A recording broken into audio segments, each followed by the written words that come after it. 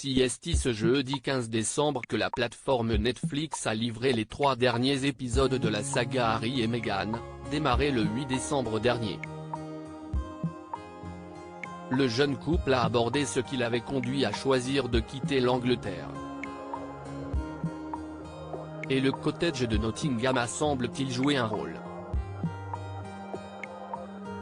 Des propos qui n'ont pas manqué de faire bondir leurs détracteurs.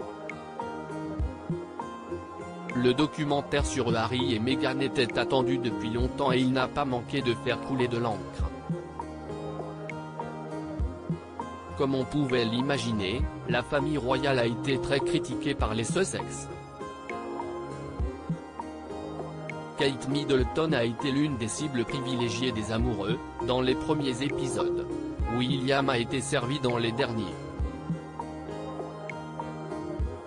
Harry a notamment révélé la réaction épidermique et violente de son frère lors de la réunion de crise qui s'est tenue en janvier 2020 à Sandringham, pendant laquelle le futur des Sussex a été décidé. Mais Harry et Meghan ont également exprimé leur sentiment de déclassement dans la famille royale, en évoquant le cottage de Nottingham qui leur avait été attribué et dans lequel ils se sont installés après leur mariage. Et manifestement, le couple n'a guère apprécié son séjour dans le ravissant cocon. Pour les gens, nous vivions dans un palais. Mais, nous vivions dans un cottage, lance Harry. Sur les terres du palais. Kensington Palace sonne très royal bien sûr, il y a le mot palace dans le nom.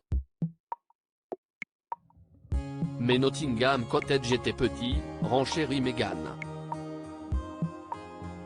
L'ensemble était vraiment petit, de guingois, avec des plafonds bas, déclare Harry. Et ce dernier ajoute, faisant mine d'oublier que Nottingham fut également la demeure de William et de son épouse Kate jusqu'aux 2 ans du petit George, celui qui vivait là avant devait être petit. Et Meghan daine remettre une couche, révélant que son pauvre mari ne cessait de se cogner la tête parce qu'il est si grand. Et de conclure, c'était un chapitre de notre vie où je pense que personne ne pouvait croire ce qui se passait réellement dans les coulisses. Harry confirme, assurant qu'Oprah Winfrey venue prendre le thé a été stupéfaite par l'endroit où il vivait. Personne ne le croirait jamais, aurait-elle assuré au jeune couple traumatisé, qui a par la suite obtenu de vivre à Frogmore Cottage après plusieurs millions de livres dépensés en rénovation. Des problèmes de riches. De nombreux internautes ont pris ombrage des moqueries de Harry et Meghan à l'égard de Nottingham.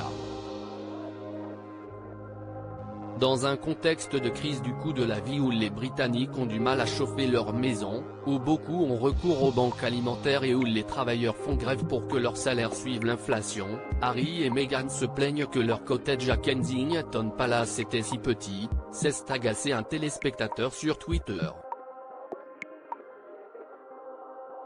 Je suis désolé que le prince Harry et Meghan aient été maltraités, mais s'il vous plaît, n'espérez pas que les gens se sentent mal pour vous parce que vous avez vécu dans un cottage sur les terres du palais et non dans un palais. Les problèmes des gens riches, pouvait-on notamment lire sur les réseaux.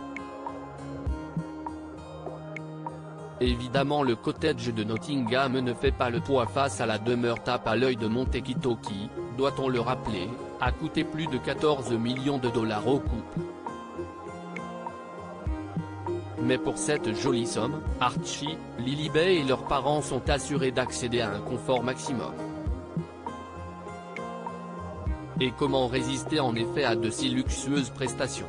9 chambres, 16 salles de bain, une bibliothèque, un bureau, un spa, un sauna, une salle de sport, une salle de jeu, une salle de cinéma, une cave à vin, un salon de thé et un cottage pour enfants, une piscine et une maison d'hôte à 2 lits et 2 salles de bain, des roseraies sur plusieurs niveaux, de grands cyprès italiens, de la lavande, des oliviers centenaires, un court de tennis, et un garage pour 5 voitures sans oublier le poulailler.